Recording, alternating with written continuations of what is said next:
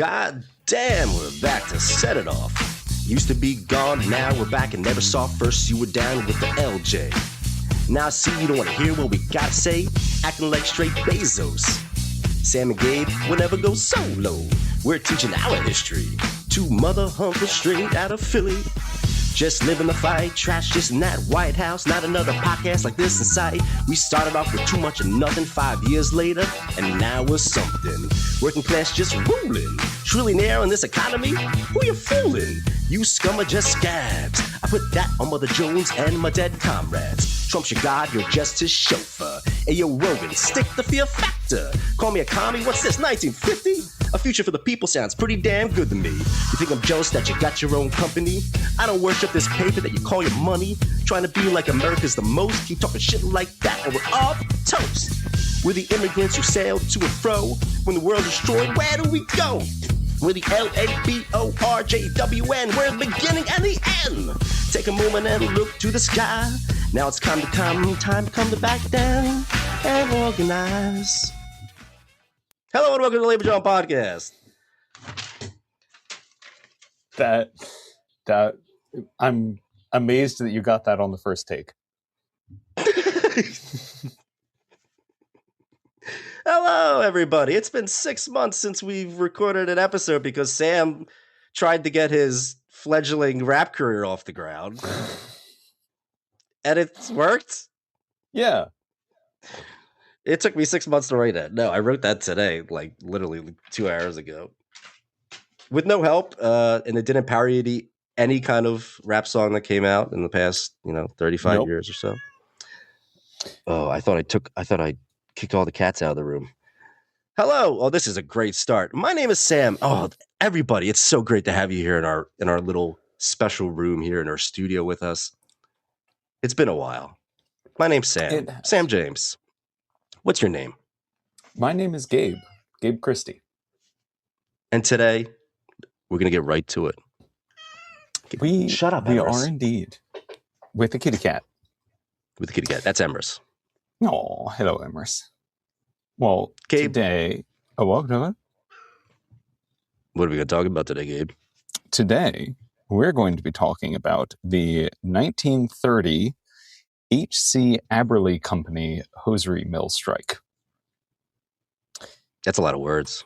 It is. So it's the 1930 H.C. Aberle strike. I guess we can shorten it down to that. Also, you've had 6 months to compile this episode and all of the references and everything. This is going to be our best episode yet, I think. I think I wrote this about 4 months ago and have forgotten most of it. So I'm learning as we go. Right. Woo! So are we, Gabe. We're professionals. There we go. Now the slide changed. Okay, so as you can imagine, this is another silk stocking strike. Oh. Yeah. So to give a very brief synopsis of a history... Gabe, are we going to talk about silky smooth socialism today? We are. That's my favorite topic. Let's go. To give a very brief synopsis of the origins of silky smooth socialism. In the 19-teens, hemlines started to shorten on women's skirts. This coincided with a change in style towards shoes rather than boots for daily wear. This in turn led to a preference for showing off a little bit more of your hosiery or your stockings. As you can see in the image, I guess it's on the right because this is flipped. That's annoying. Is that a calf? It is a calf. But yes, you can see there's a little bit more leg being shown, which meant that women were now showing off their stockings, which then led to higher demand for higher quality stockings. Sorry, I meant moo. Get it, calf? Goddamn. I wasn't being a creep. That's the only reason why I to it, Gabe. Well, I mean, I guess moo is also backwards, and the slide's backwards. So I'm thinking too much about this. Anyway, we're going to continue You are, on. Gabe. All right, let's go. So to meet that demand, hosiery companies expanded production to take advantage of a booming market. And one of these companies was H.C. Aberle and Company, located on A Street between Lippincott and Clearfield, up in kind of the Kensington area. It was actually originally founded by Harry C. Aberle and his father, Frederick Aberle. As Frederick was a German immigrant and industrialist, came over, got involved in textile trade. His sons all kind of took on the family business and started up in knitwear and hosiery. Cool. Yeah. So now we go into, the Great Depression, everybody's favorite thing. My second favorite, depression. Well, yeah. The 1929 stock market crash, but at least in the beginning, in going into the early 30s, demand for silk stockings was still high. So this was a relatively stable product, which meant that the production was still high and the companies were still able to squeeze out as much profit as they could. Great. Yeah. Happy. And now, next slide. Let's see when it wants to load. Oh, there we go. Okay, so I have to scroll over that. Anyway, slowly you don't need to tell remembering them, how to do this after 6 months. I forgot how to talk. So while business was continuing and was booming, the owners of the Aberle Hosiery Mills did everything in their power to squeeze as much profit out of their workers as they could, surprisingly. Mm-hmm. And they ain't just squeezing legs, Gabe. Mm-hmm. The Aberle Company owned actually a bunch of different mills. They also owned the Fidelity and Hancock Mills, also in Kensington. But the H.C. Aberle Mill, which is the main one that we'll be talking about, was the largest, that had over 1,000 employees and employed both men and women. Okay. So Aberle Company had various mills and were building economic power. The American Federation... It's been 6 months since I've said this name. The American Federation of Full-Fashioned Hosiery Workers, AFWA. Well, Gabe, that was better than my rap, so I bowed down to you, sir. If you can, your next challenge is to include American Federation of Full-Fashioned Hosiery Workers in a rap lyric. Oh, shit, that's going to be like a Welsh song or something. Oh, God. I'm not going to explain that joke. Even to myself. All right. So AFWA was already building labor power across the hosiery mills in the city. They had actually already threatened a strike at... I'll give you a second. Okay. Oh, yeah, you have mobile headphones now. For those of you at home, I'm watching Sam wrangle his cats, and it's very entertaining. Hi. So they had already threatened to strike at the Aberle Mill in 1926 over an attempt at implementing what was called the two-machine system, where every worker was responsible for 2 knitting machines rather than 1. So effectively doubling their workload while keeping them at the same wages. You answered everyone's question, Gabe. Yeah. I realize we've talked about the two-machine system in just about every single knitting mill strike. So this was they were really pushing for this in the 20s and 30s. And AFWA was fighting tooth and nail to prevent them. More work, less pay? Yeah. Papa John's. Honestly, yes. So they had AFWA actually won a closed shop contract at the Aberle Mill, or at the Hancock Mill, which was okay. owned by the Aberle family. So they were probably, the Aberle family was probably not very happy that AFWA was present in any of their mills. Oh, no. Yeah. So by the late winter and early spring of 1930, the management at the H.C. Aberle Company Mill, the main one, decided that they needed to extract even more profit out of their workers and started to implement wage cuts and changes to the work schedule. And this pissed everybody off. So the union declared a strike sometime in late February 1930. I could not find an exact date. Oh. Basically, the earliest newspaper accounts just say, like, the strike that started last week. And that's it. So I couldn't find the exact date. Great reporting. To go into the AFHW archives, and do Gabe's job for him. Yeah, that are at the University of Michigan, and digitize them for me. I would appreciate that. And you'll pay them, right? More work, less pay, Gabe. Something like that, yeah. We'll pay him in exposure. Oh, my God.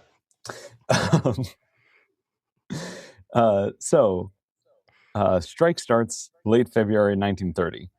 Picket lines go up all around the mill. And at first were fairly peaceful. But the bosses started to try to bring in scabs, and tensions rose very quickly. So on the evening of Friday, February 28th, 1930, 24-year-old hosiery worker James Smith was walking to his home at 7th and Dauphin after a shift at the Aberle Mill. So he was a scab. He was attacked by a group of men who beat him, leaving him with a fractured skull and being treated at the Stetson Hospital. It was assumed at the time that the men who attacked him were strikers from the mill, and one man named John McFall, who was lived at 2nd and Lippincott, was arrested with a hearing scheduled for the next day, March 1st. This was the first instance of violence at the Aberle strike, and that same day, Mayor Harry Arista Mackey, which is a great name. Whoa. His initials are Ham. It's Mayor Ham. How did he never go up yet? I think he was only a one-term mayor. And maybe that's a tradition. Anyway. I have so many pork puns, Gabe. I was going to ham it up for you. Anyway, so he sent a letter to the management at H.C. Aberle asking that they agree to an arbitration board made up of Dr. Paul Abelson of New York, Dr. Jacob Bilikoff, who is the executive director of the Federation of Jewish Charities, and a third member who would be named by the Chief Justice of the Pennsylvania Supreme Court. Oh. To make things complicated. Yeah. Okay. So, give some background. The strike started. There was an incident of violence. The mayor comes in and says, hey, let's do some arbitration. By March 4th, the union had agreed to arbitration. They sent a letter to the mayor stating that the terms were acceptable and that they were ready to start negotiations immediately. However, management of the company was less willing to comply, arguing that this dispute went deeper than just wages, and they declared that they would not accept the arbitration board.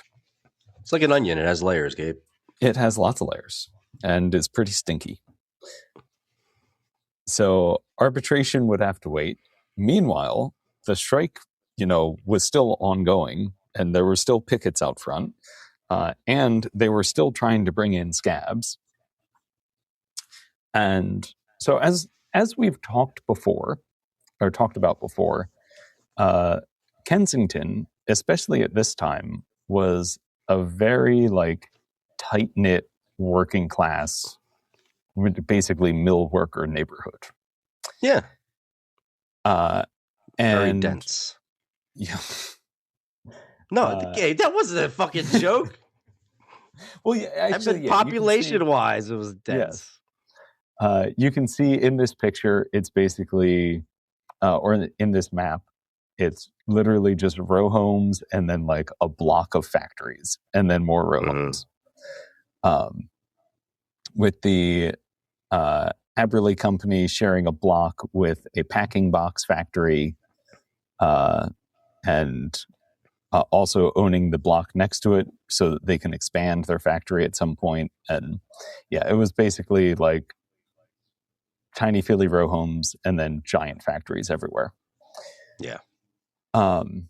So the side effect of that is that when there's a strike on, tensions in the neighborhood around that mill get very, very high because everyone chooses a side, and there's, especially as economic pressures are rising during the beginning of the Depression, everyone is starting to pick a side and pick fights.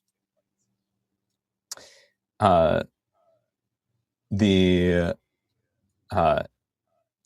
as the strike went on, tensions just got higher and higher and higher, and the workers on strike were also getting increasingly frustrated after learning that management had refused arbitration. Cool. So, in the afternoon of March 5th, a large crowd of strikers and their sympathizers had gathered out front of the mill. They were there maintaining a picket line and trying to encourage any workers who were scabbing to join them. There were a couple police observing them who had been called in to maintain quote-unquote labor peace. When the scabbing workers left the plant, tensions finally... Gabe, going forward, anything the police says can be put into quotations, okay? Oh, yeah. That's very true. Right. Please continue, sir. So speaking of pork buns, when the scabs left the plant, tensions finally boiled over, and someone in the crowd threw a stone at a motorcycle policeman, striking him. The officer dismounted, marched into the crowd by himself to arrest the attacker. Yeah. Okay. And then was immediately surrounded by the strikers and set upon by them. What'd you think was going to happen? Yeah, you're walking into an angry crowd. They're going to beat the shit out of you. This is first day on the job. Yeah. Back then they needed more than 20 hours of training to become a cop. Yeah. It was 21 hours, and most 22, of that was... Gabe. It was 22. Do your research, bud. Oh, okay. You're right. Well, the issue is that this was also back in the day where you were also racist against different types of Europeans. So you had to be able to differentiate between an Italian, an Irishman, and a Pole. It was harder to be a cop back then. It was much harder. Yeah. Respect. Yeah.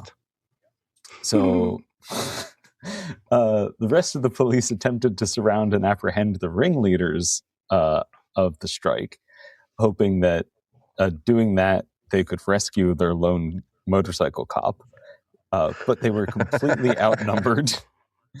And basically, they tried to go in and make a hole in the crowd, and effectively that started a riot. The scabs who were attempting to leave the plant ran back inside to take refuge, and the police called for reinforcement. So police wagons and cars were dispatched from nearby stations, and pretty soon there were 30 cops who were present, and they were able to apprehend most of the militants in the crowd. They loaded them into the police wagons, sped them over to the police station at Front and Westmoreland. Crowds of strike sympathizers harassed them the entire way, because again, Good. like tiny Kensington side streets. So Yeah. they were able to block them and harass them the whole time. When they got to the station, they backed the wagons up to the front street entrance, formed a wall of cops between the back of the wagon and the front of the station, and had to like physically block anyone from preventing the arrest, or to keep the arrestees Arrested. Yeah, to get them inside.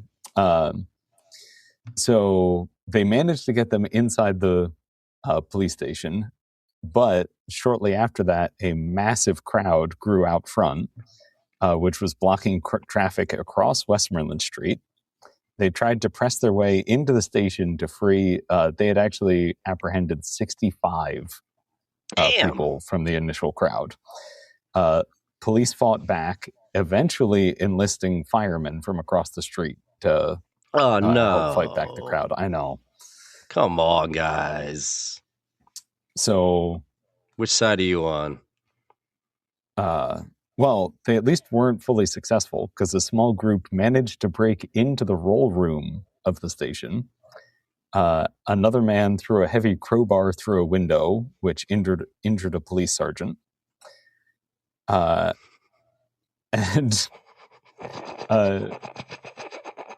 So eventually, despite all of this, they did manage to book all 65 people that they had arrested, forcing them into just 8 jail cells.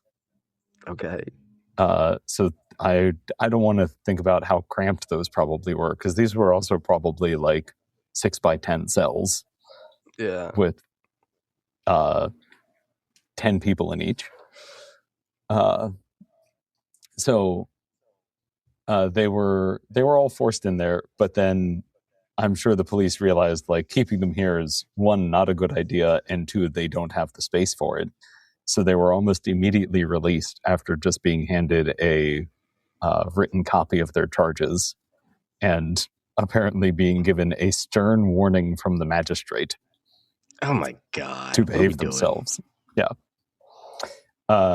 So angry pickets stayed outside of the Aberle Mill until 8 p.m., at which point the scabs were finally willing to leave once the picket line subsided. So everyone went home that evening, with only some minor injuries to the motorcycle cop, probably anyone who was hit with a blackjack crowbar or something, and then the one police sergeant that got hit with a crowbar. I mean, I don't mean to feel bad for a cop, but just a crowbar coming through the window and hitting you kind of sucks. Yeah. I mean, if nothing else, it would be a kind of terrifying thing to just have like a crowbar fly through a window unexpectedly. Like you'd expect a brick or a rock, but a crowbar is that is a unique experience. So the next day, Thursday, March 6th, tensions were even higher because, there was a bit of a fight the day before. News of the huge crowd, the 65 arrests, and the small riot had spread through all of Kensington, and the mill was surrounded by even more pickets and sympathizers. 4 scabs managed to get through the picket line and hopped into their car to drive off.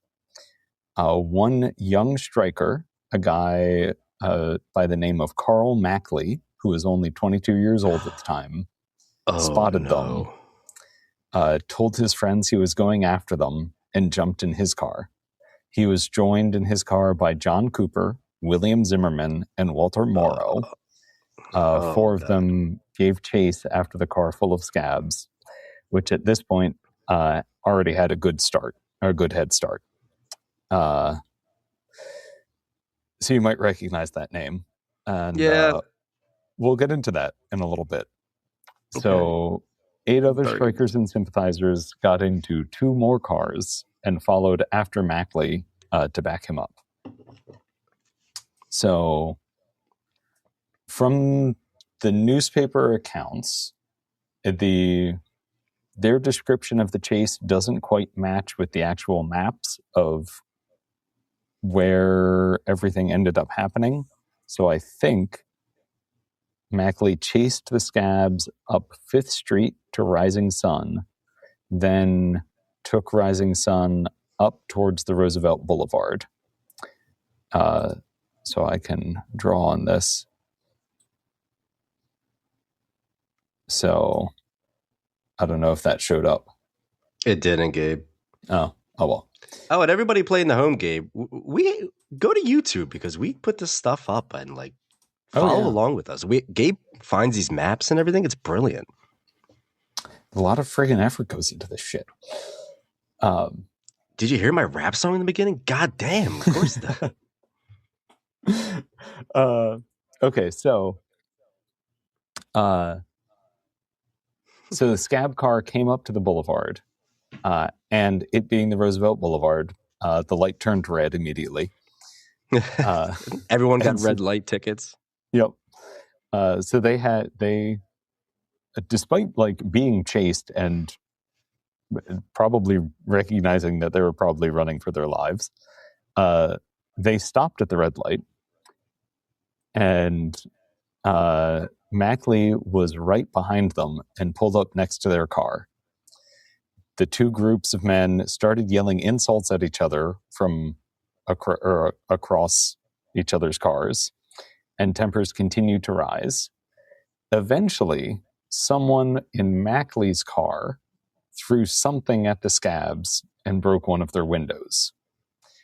This was the last straw, and a burst of gunfire exploded out of the scabs' car. Mackley was hit in the head, immediately slumped over the steering wheel.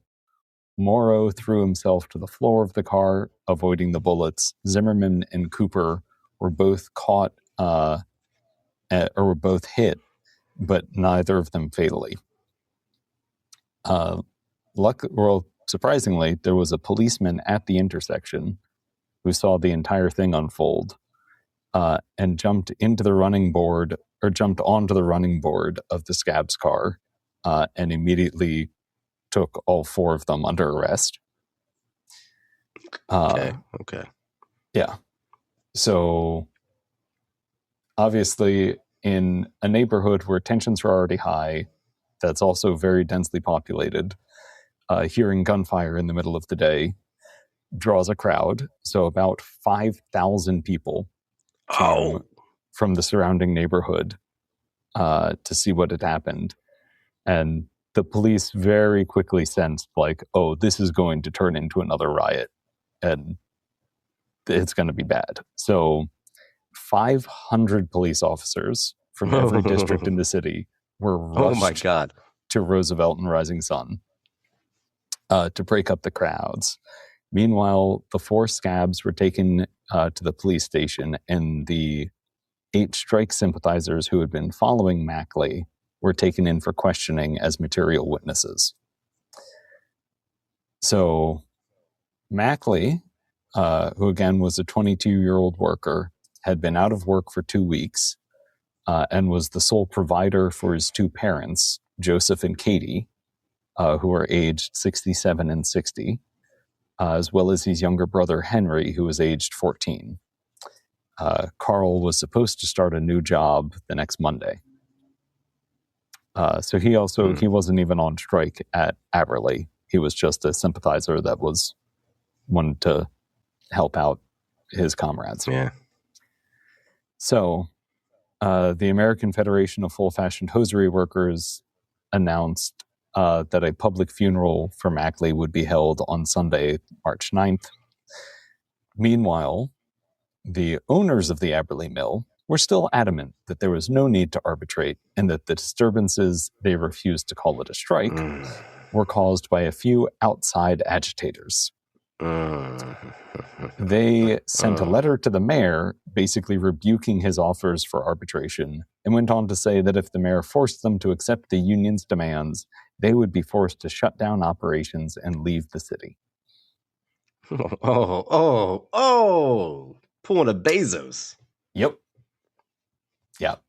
Normal nonsense. Fucking Christ. Yeah. So, there's that familiar picture. Yep. So Sunday, March 9th, tens of thousands of Philadelphians gathered in McPherson Square in Kensington. At one end of the square, across from the library across from the Grand Library, a platform had been constructed where hosiery workers, labor leaders, and worker advocates and allies had assembled in mourning. In front of them, there was an empty trestle. This was the public funeral for Carl Mackley. It had a gathering of an estimate of 25,000 people. Damn. Came out to mourn him. All right. At about 2 p.m., a band started playing Chopin's Funeral March. 3 motorcycle policemen slowly drove through the path that had been made in the center of the crowd, followed by 80 mourners walking 2 by 2, each with a white carnation in their lapel. Behind them was a long procession of open-top cars full of flowers and each bearing the name of different labor organizations from across the Northeast U.S., finally followed by a hearse draped in the American flag and more flowers.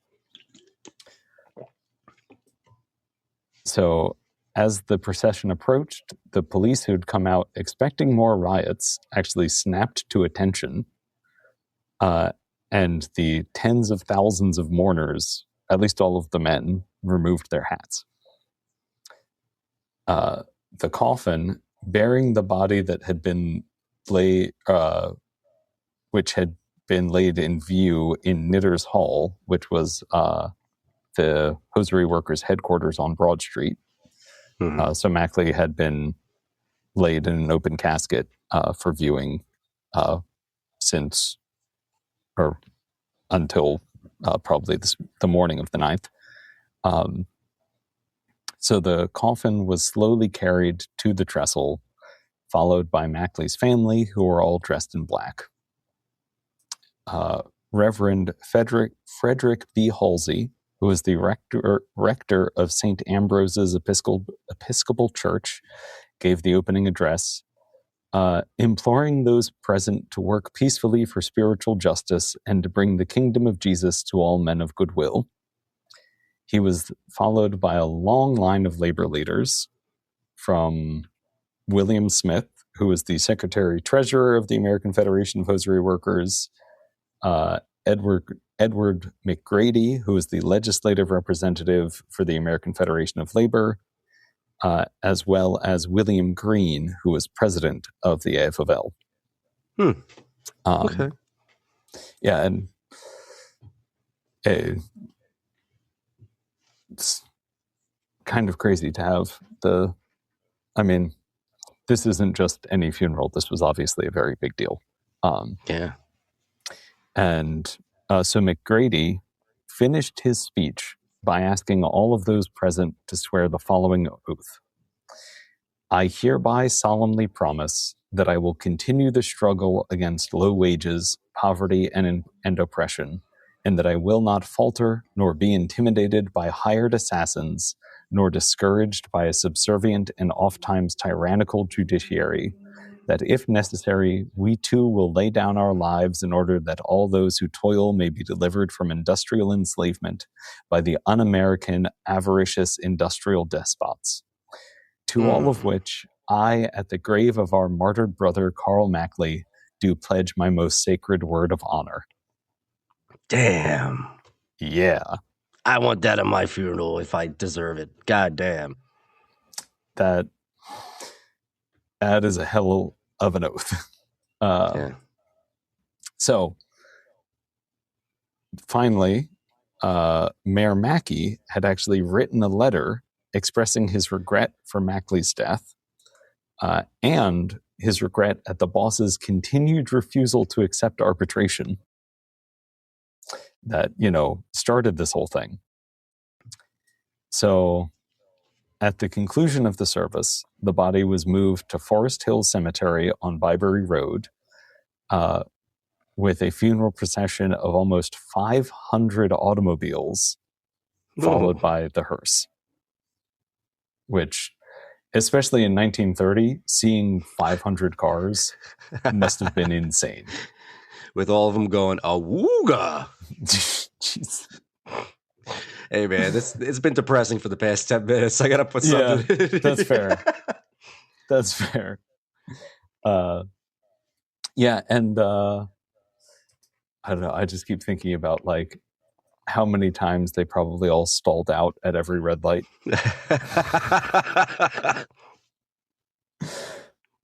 All right. So that was the funeral of Carl Mackley.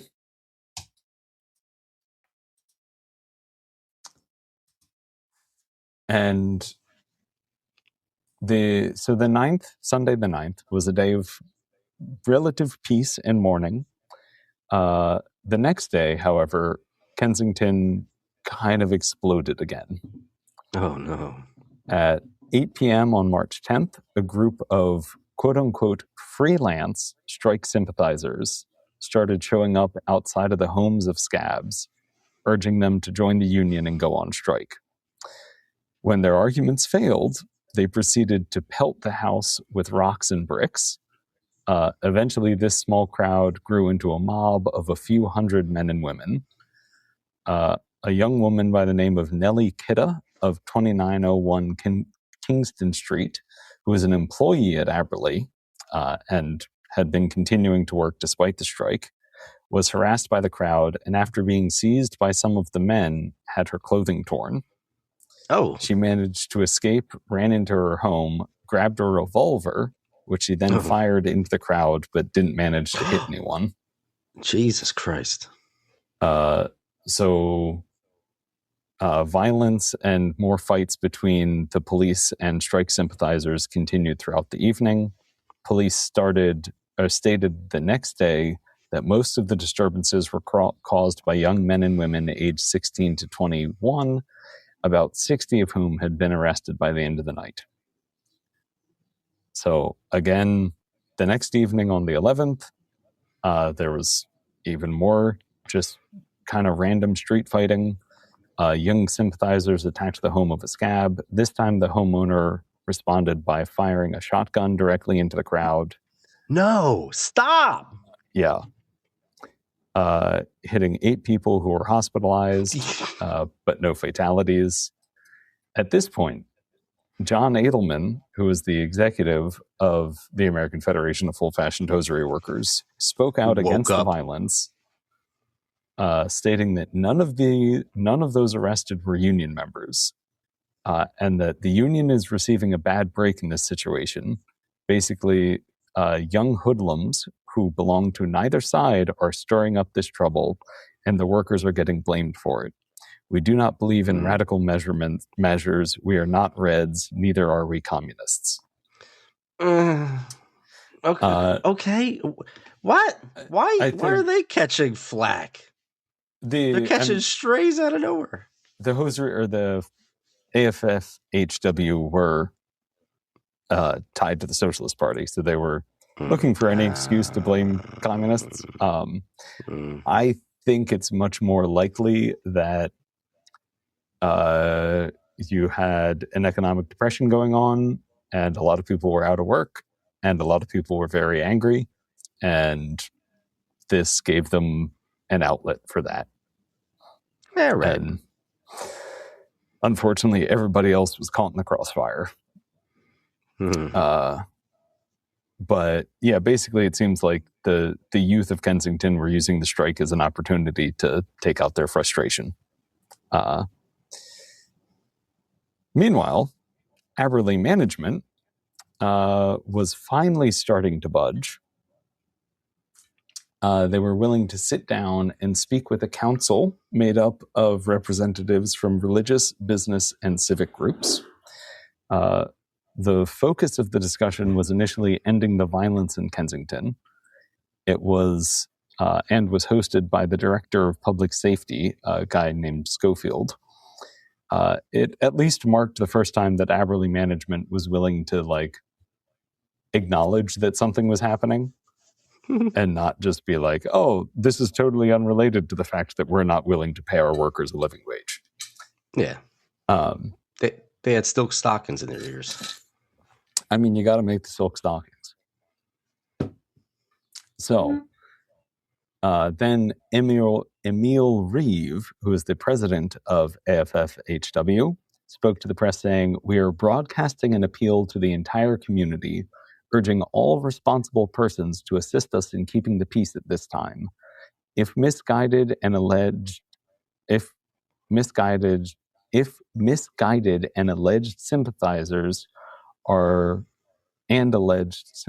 are throwing bricks into homes thinking they will help the strikers, they are mistaken, and we wish to tell those individuals that they are most emphatically hurting our cause."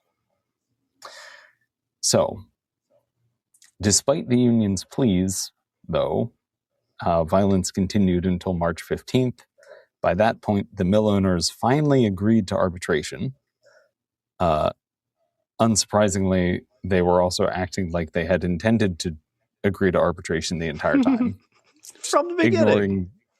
Ignoring like 3 weeks of stonewalling this entire process and causing at least one death and like multiple injuries and one sexual assault. God damn. Yeah. Fuck. So the union saw a path to something of a conclusion, if not an actual victory. And they also declared that they would create a volunteer force of 100 men who would patrol the area around the mill to keep the peace and prevent folks from using the strike as an excuse for violence. Mm-hmm. So basically, they set up a community safety group. Nice. The arbitration board had changed considerably, though. It was now made up of Benjamin Squires, the chairman of the men's clothing industry. Then there was Morris L. Cook, who was consulting engineer and former director of the Public Works for Philly, and Morris E. Leeds, who was the president of Leeds and Northup Company and head of the Philadelphia Metal Manufacturers Association. So it was 3 business leaders were now the arbitration board for this strike. Which I'm sure you can imagine that went really well. So the workers accepted the arbitration, though, because they wanted to get to something of a conclusion here. And by March 24th, the union patrols and like civil police, or not civic policing, but community watch, effectively, was proving fairly effective. It was much more peaceful in Kensington now. And by March 24th, the board decided that they needed the strike to end to continue the review. The board did. So by March 26th, the workers agreed to a return to work with the understanding that both them and Aberle would abide by whatever the final decision of the arbitration was. So they at least forced Aberle into arbitration, which was more than they'd gotten before. Arbitration continued into April, when finally, on April 16th, 1930, a final agreement was reached. The details weren't made public, but what they did say was that there were some wage concessions from the workers, but overall they were able to survive without the major wage cuts that they had initially threatened, or that management had initially threatened. So they lost didn't necessarily money, but not all of the money. Yeah, they were at least able to get reduced wage cuts. So, so the workers accepted that chalked it up as like something of a win. But by May, the Aberle Company was having a hissy fit, arguing in the Inquirer that they were unable to run or to turn a profit and would have to leave the city. Oh. Now, so they were all getting upset about that and claiming that they were going to have to leave by the end of the year or by the end of the summer. That doesn't seem to have been the case, because later in the summer, they were also part of a panel of business leaders who were reporting an increase in hiring and sales figures in the department store industries. So they, despite having to at least not reduce wages as much as they wanted to, they actually saw an increase in profits. Are businessmen full of shit, Gabe? A little bit. Much like cops, you should take everything they say in big old air quotes. We should have front loaded the episode with that. Yeah. So William Pfeiffer, who was the man who had shot Mackley, was acquitted of both murder and manslaughter charges by a jury on May 31st. What? Yeah. In response to that, Ida Mackley, who was Charles's sister, was physically carried out of the courtroom as she was screaming justice at the top of her lungs. Jesus fucking Christ. The man who murdered her brother got off scot-free. Yeah. Awooga. God damn. Now, that is not the end of Carl Mackley's legacy and saga, though. And now we should talk about the Carl Mackley houses. Hey, okay. Which I think at some point we need to do an episode specifically on them and on really the outsized impact that they had, because it was really cool.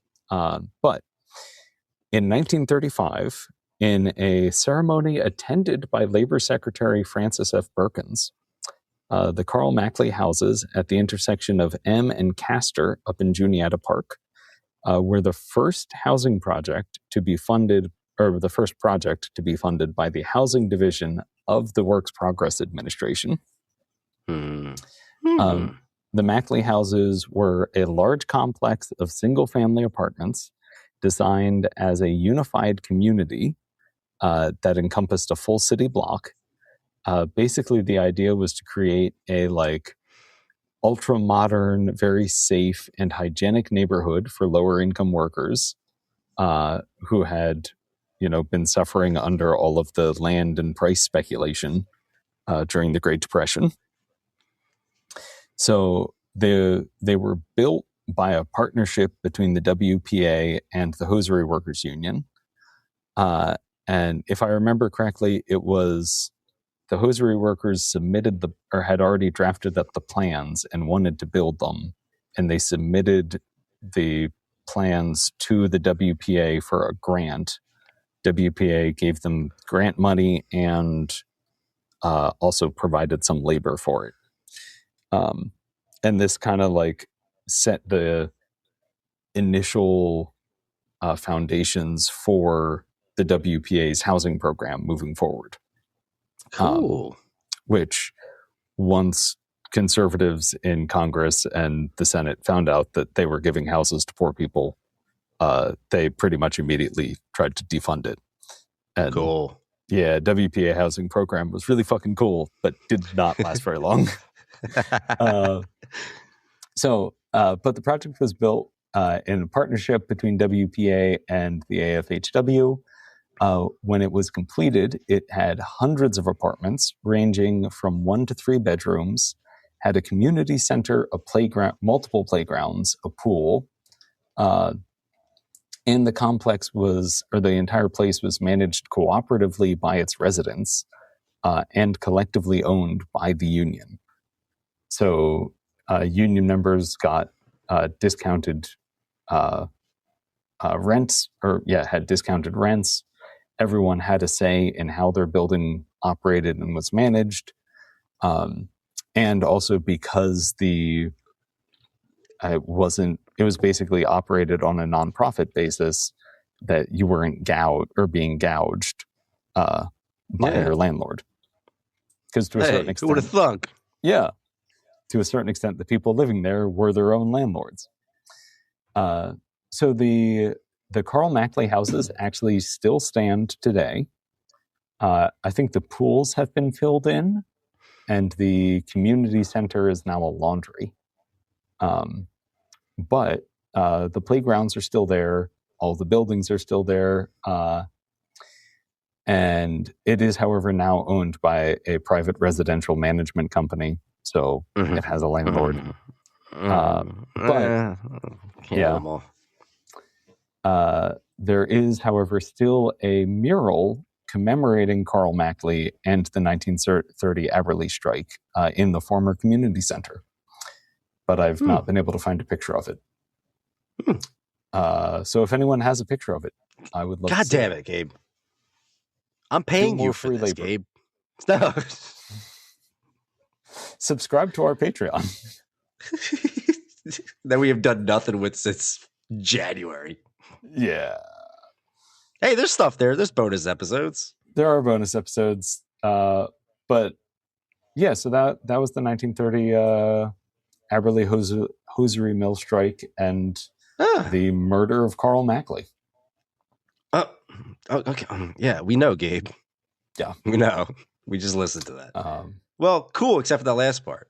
But cool. No, I mean, cool for the houses. I mean, damn. I mean, yeah. No, the Carl Mackley houses are a really neat little piece of Philly history, and and the fact that like this like hosiery workers union in Philly helped set federal housing policy kind of inadvertently. And even if it was short-lived, they still they helped jumpstart what became the Department of Housing and Urban Development. There we go. And because the Aberle Company were butt faces and didn't want to arbitrate. Okay. I think it's the first time we used the word butt faces on this podcast, Gabe. That's a fair point. I think we need to include it in our lexicon more. All right. So here's to the butt faces. There you go. Throw some crowbars through windows. We do not condone throwing crowbars through police station windows if the FBI or NSA are listening. All right. Well, thank you, Gabe. This was a great episode. It's good to be back, isn't it? It is. It is very good to be back. Good. We'll see you at the next one. There you go. Awooga.